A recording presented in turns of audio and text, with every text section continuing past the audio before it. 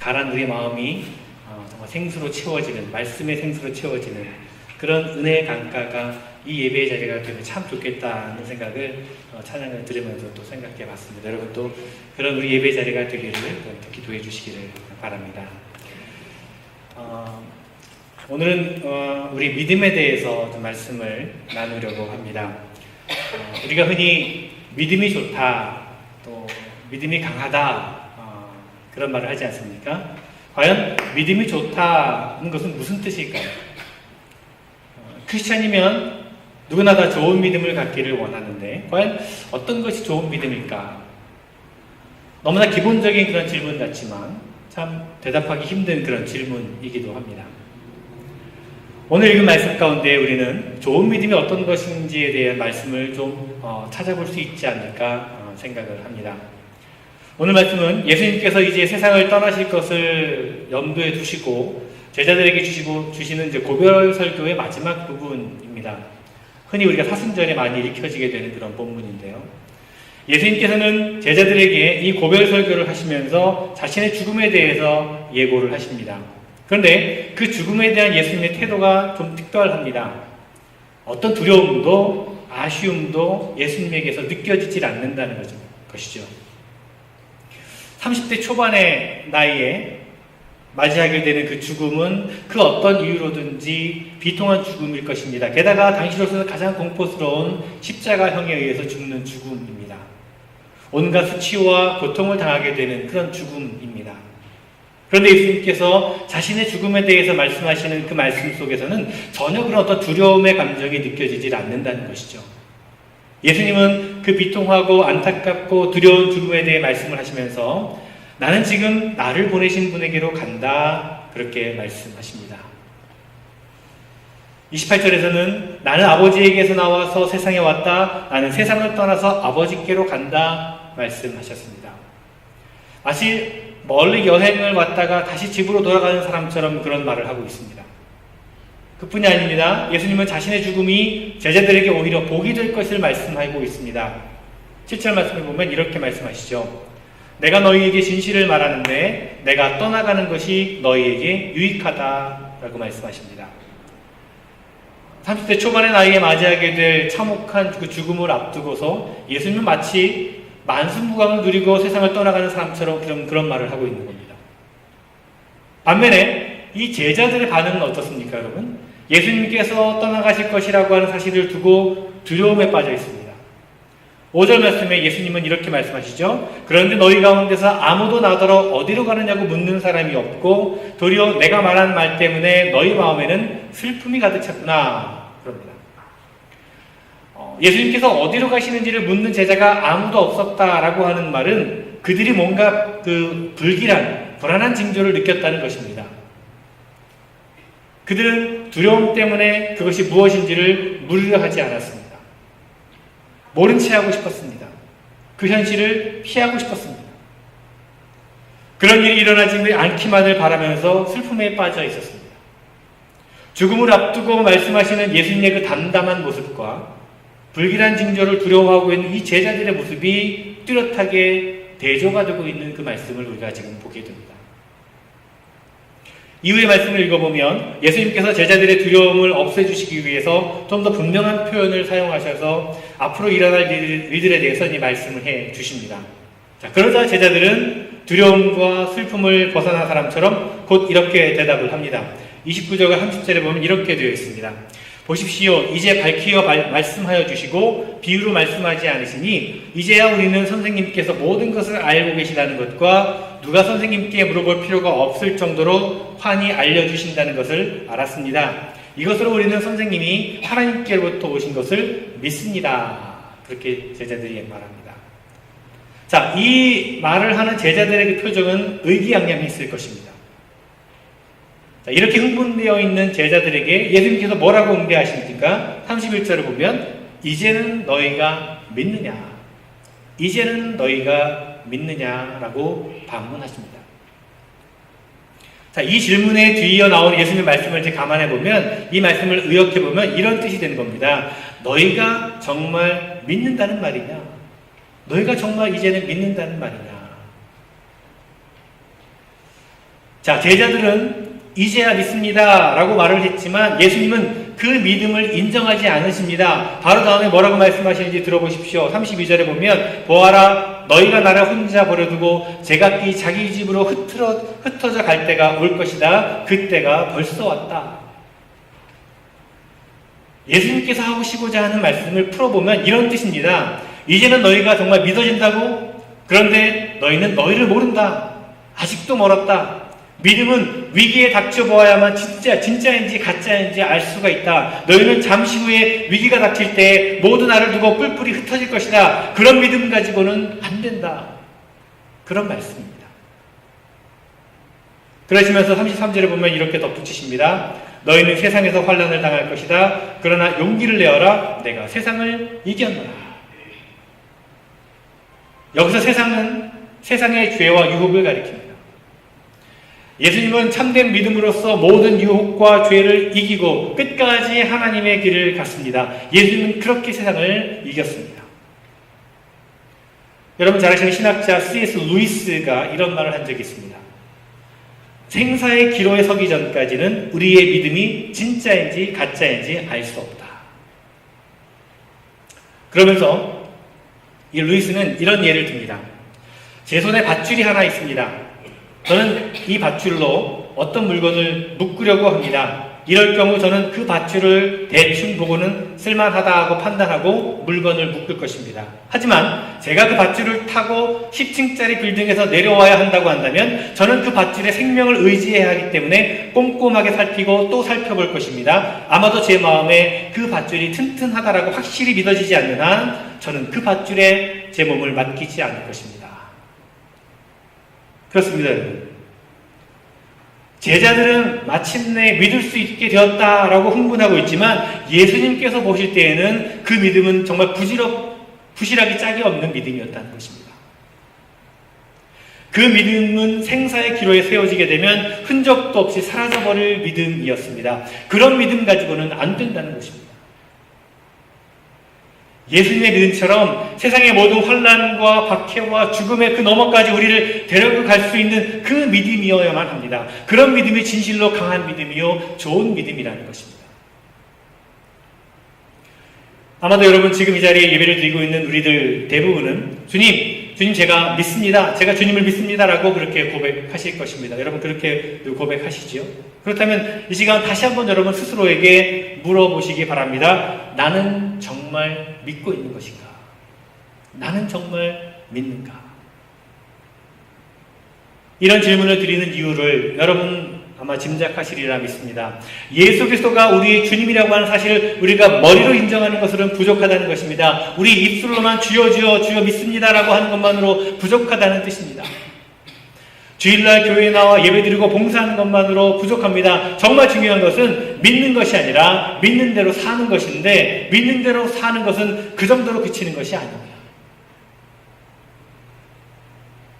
많은 교회에서 성도들에게 묻지요. 사람들에게 묻습니다. 당신은 지금 당장 죽어도 구원받기에 충분한 믿음을 가지고 있습니까? 구원의 확신이 당신에게 있습니까? 아주 중요한 질문입니다. 여러분 이런 질문 많이 받아보셨죠? 예수 그리스도의 은혜로 인해 내가 지금 하나님의 자녀가 되었고 지금 내가 당장 죽어도 하나님 나라에 들어갈 수 있을 것이라고 하는 그 믿음은 굉장히 중요한 믿음입니다. 구원의 확신 굉장히 중요합니다. 하지만 그 믿음이 인생을 살아가면서 맞이하게 될 여러 가지 모든 환난과 시련과 고난과 죽음까지도 이겨낼 정도로 강하지 않으면 지금 아무리 큰 소리로 아멘 제가 믿습니다 라고 외쳐봐야 소용이 없다는 것입니다.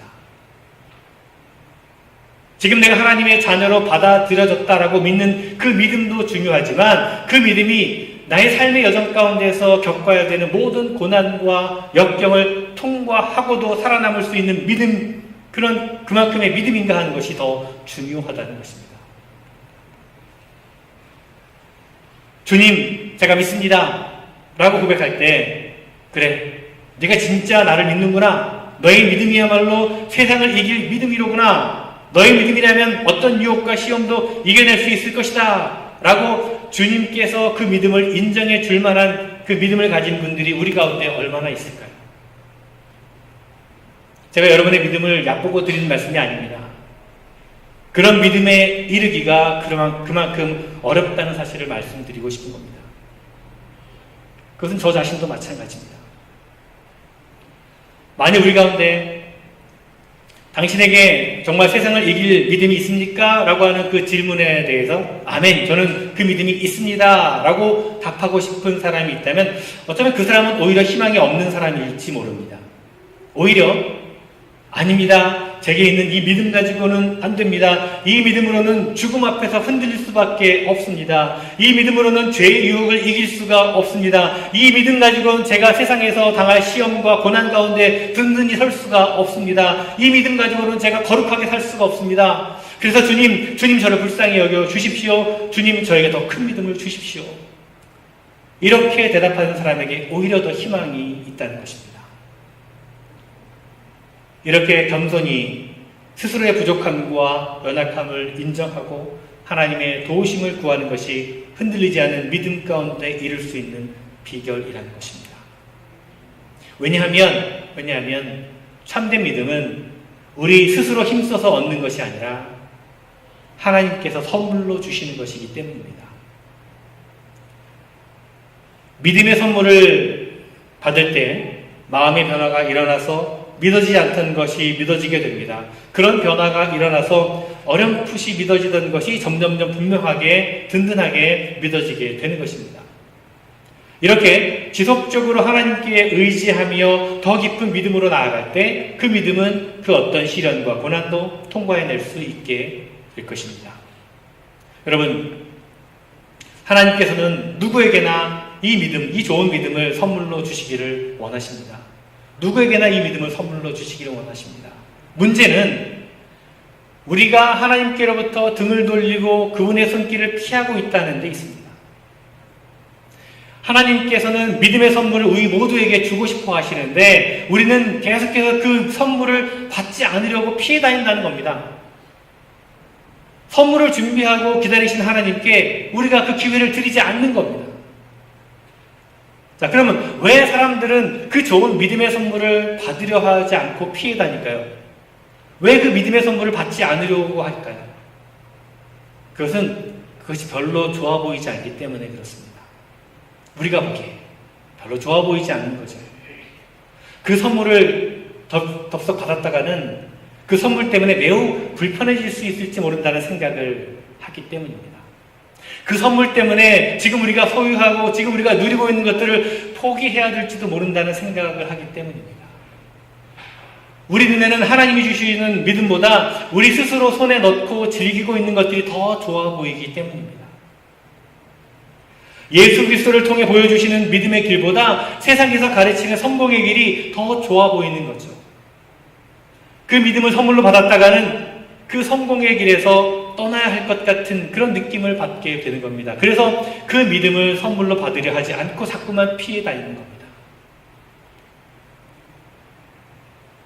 어떤 사람들은 믿음의 선물을 구하긴 구하는데 한번 그 선물을 받으면 그것으로 충분하다고 생각하기도 합니다. 믿음이란 일평생 동안 지속되는 영적인 여정인데 믿음을 마치 그 천국 입장권을 사는 것처럼 그렇게 생각을 하는 경우가 있습니다. 그러다 보니까 어느 정도까지만 믿는 것으로 충분하다고 여기고 만족하는 겁니다. 자신만이 만들어놓은 기준을 가지고 적당한 그 정도를 정해놓고 그 정도에서 그치려고 하는 겁니다. 더 나아가지 않으려고 하는 겁니다. 왜 믿는다고 하면서 어느 정도에서 멈추는 것입니까? 그것은 세상에서 가르치는 성공의 길을 걸으면서 믿음의 능력을 얻어서 그 길에서 승승장구하기를 원하기 때문입니다.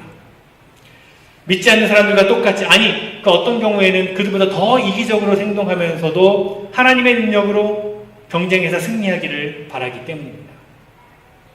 그런 사람들은 오늘 읽은 16장 33절의 말씀, 즉 너희는 세상에서 환난을 당할 것이다. 그러나 용기를 내어라. 내가 세상을 이겼노라. 라고 하는 이 말씀을 읽을 때 막 신이 납니다. 즐겁습니다. 기쁩니다. 이 말씀이 꼭 예수를 믿기만 하면 무슨 일이든지 그 믿음을 통해서 이룰 수 있다. 모든 것을 이룰 수 있어. 성공할 수 있어. 이런 뜻으로 받아들이기 때문에 그렇습니다. 그러나 여러분, 오해하지 마시기 바랍니다. 내가 세상을 이겼다 내가 세상을 이겼노라 라고 하신 말씀은 세상에서 성공했다는 뜻이 아니라 온갖 유혹과 박해에도 불구하고 하나님의 뜻을 따르는 일에 있어서 흔들리지 않았다라고 하는 의미입니다. 세상을 이기는 믿음은 모든 질병을 물리치는 것이기보다는 질병의 고통 가운데도 불구하고 하나님께 대한 믿음이 흔들리지 않았다는 것입니다.